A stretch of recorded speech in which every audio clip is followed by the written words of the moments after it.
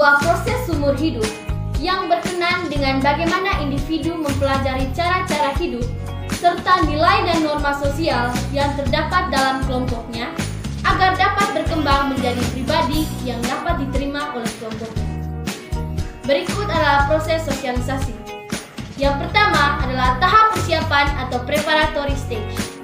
Tahap ini dialami sejak manusia dilahirkan untuk memperoleh pemahaman tentang diri sendiri dan mulai melakukan kegiatan meniru, meskipun tidak sempurna atau meniru tanpa mengetahui maksud dari perilaku tersebut.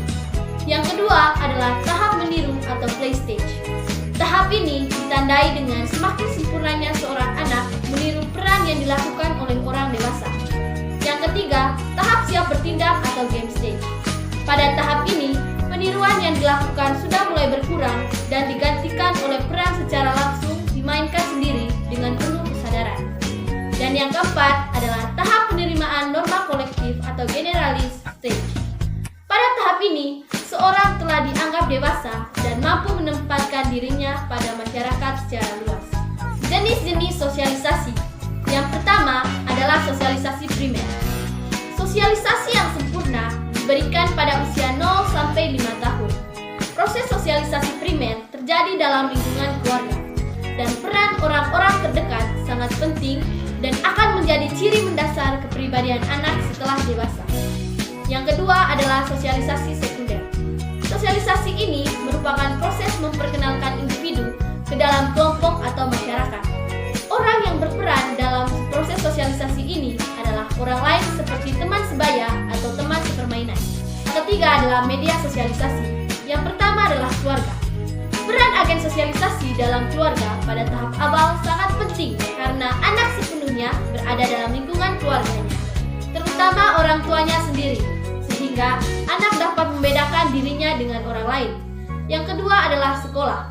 Sekolah memberi pengetahuan dan keterampilan yang dibutuhkan serta membentuk kepribadian sesuai dengan norma yang berlaku. Yang ketiga adalah taman bermain.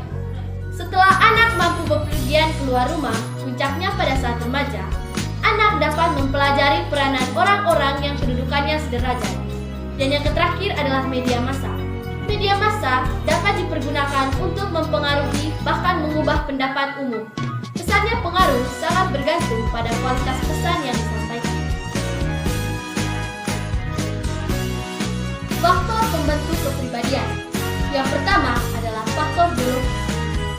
Tidak seorang pun ada yang mempunyai karakter fisik yang sama, bahkan anak kembar sekalipun.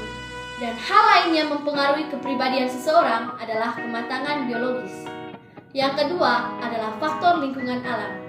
Adanya perbedaan iklim, topografi, dan sumber daya alam menyebabkan manusia harus menyesuaikan diri terhadap alam dan akhirnya mempengaruhi kepribadian orang tersebut. Adalah faktor lingkungan sosial. Lingkungan sosial seperti keluarga, sekolah, tempat kerja, dan masyarakat luas juga dapat mempengaruhi kepribadian seseorang. Hal ini disebabkan karena setiap kelompok mempunyai nilai dan norma yang disosialisasikan oleh anggotanya. Dan yang terakhir adalah faktor lingkungan budaya. Perbedaan kebudayaan dalam setiap masyarakat dapat mempengaruhi kepribadian seseorang. Misalnya, kebudayaan masyarakat Asia tentu memperlihatkan corak kepribadian yang berbeda dengan kebudayaan masyarakat Eropa. Interaksi sosial merupakan inti dari semua kehidupan bermasyarakat, baik antar individu maupun interaksi dengan kelompok, yang akan melahirkan suatu proses yang dinamakan sosialisasi. Dalam bersosialisasi, dipelajari berbagai nilai dan pola-pola perilaku individu, maupun yang lambat laun, nilai-nilai dan norma-norma yang diserap menjadi bagian dari kepribadian. Proses sosialisasi, jika berlangsung dengan baik, maka akan baik pula kepribadian seseorang. Begitu juga sebaliknya.